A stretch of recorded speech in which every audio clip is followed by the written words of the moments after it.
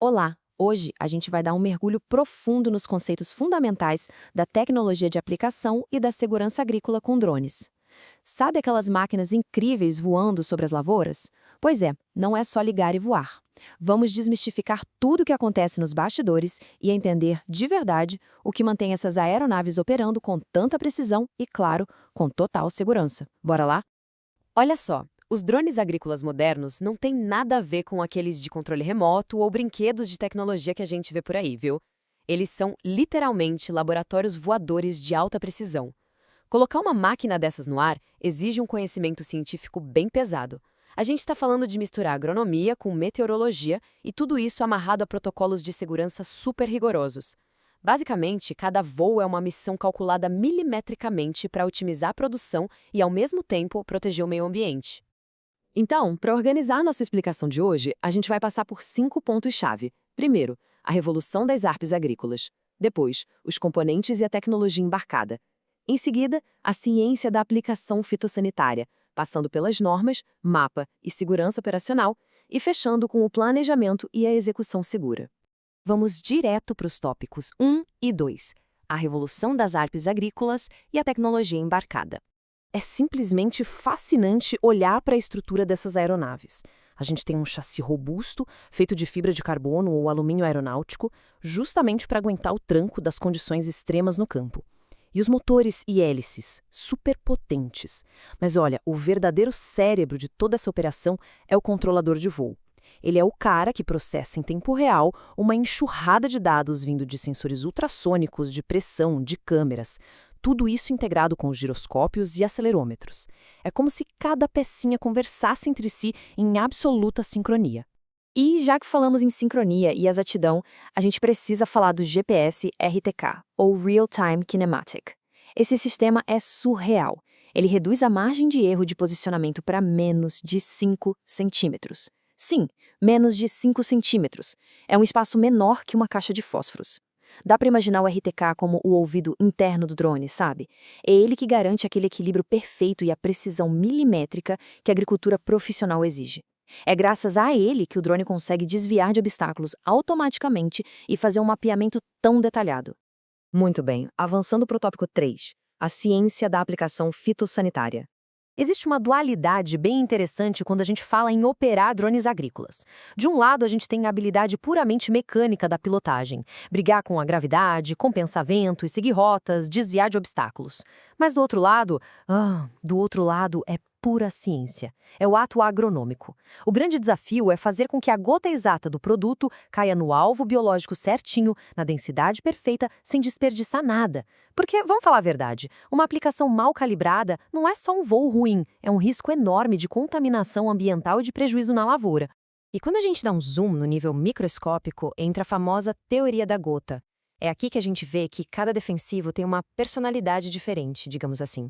Por exemplo, se a missão é aplicar um herbicida, umas 20 a 30 gotas por centímetro quadrado, usando gotas médias ou grossas, já resolve o problema.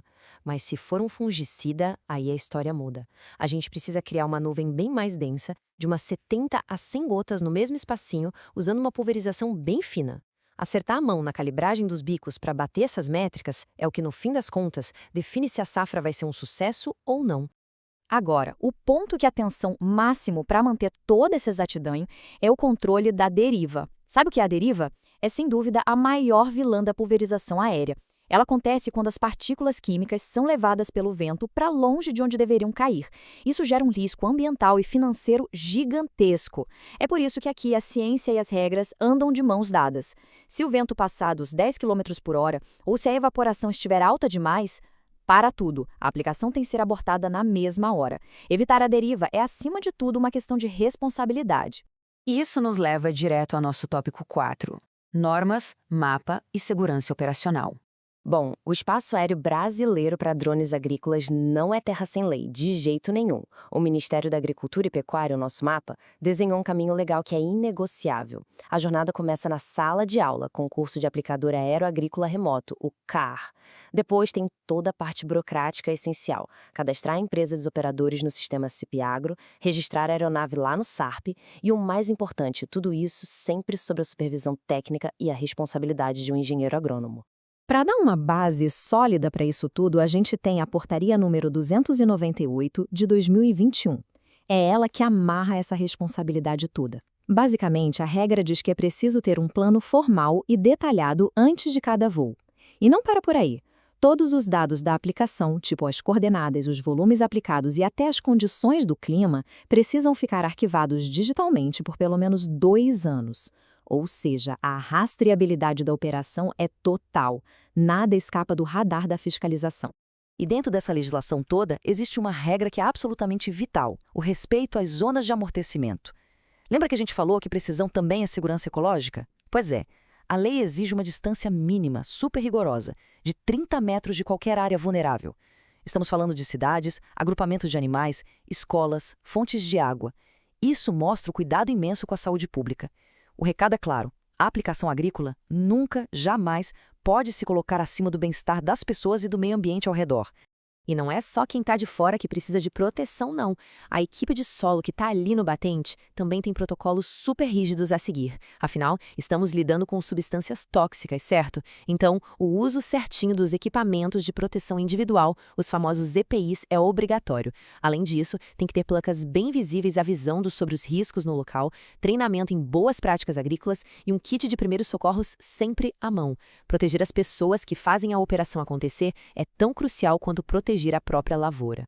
Chegamos então ao nosso quinto e último tópico: planejamento e execução segura. Juntando tudo isso na prática, a gente vê que a tomada de decisão segue um fluxograma bem amarradinho. Funciona como uma engrenagem. Primeiro, a gente delimita a área com precisão, o que já define o cálculo da dose. Mas a mágica só acontece se a meteorologia der o sinal verde. O vento virou? A temperatura subiu demais? Esquece, a missão é abortada ali mesmo. Agora, se as condições estiverem perfeitas, aí sim, os parâmetros de voo são configurados, coisas como velocidade, altura e largura da faixa de aplicação, e só depois disso é que a cauda química é finalmente preparada. O clímax de tudo isso acontece no checklist pré-voo. Não é simplesmente apertar um botão e ver o drone subir. É o momento de conferir, mais uma vez, todos os limites do clima, checar com muito cuidado se não tem nenhum espaço aéreo restrito por perto, fazer aquela tríplice lavagem caprichada no preparo da dose exata, e, para fechar com chave de ouro, calibrar os bicos e confirmar a telemetria do drone. É o planejamento gigante do nível macro sendo executado com uma precisão quase cirúrgica no nível micro. Incrível, né? A evolução dessas aeronaves remotamente pilotadas transformou o céu sobre as fazendas em um espaço de dados, sustentabilidade e uma eficiência que a gente nunca tinha visto antes. Hoje, a gente analisou desde a precisão dos sensores microscópicos até o peso das leis ambientais, mostrando o nível altíssimo de profissionalismo que o campo exige hoje em dia. Então, para fechar nossa explicação de hoje, eu deixo essa pergunta para a gente pensar. Com a tecnologia dominando os ares de forma tão calculada e segura, qual será a próxima fronteira da precisão na agricultura mundial? Fica a reflexão, porque essa revolução parece estar apenas ganhando altitude. Um abraço e até a próxima!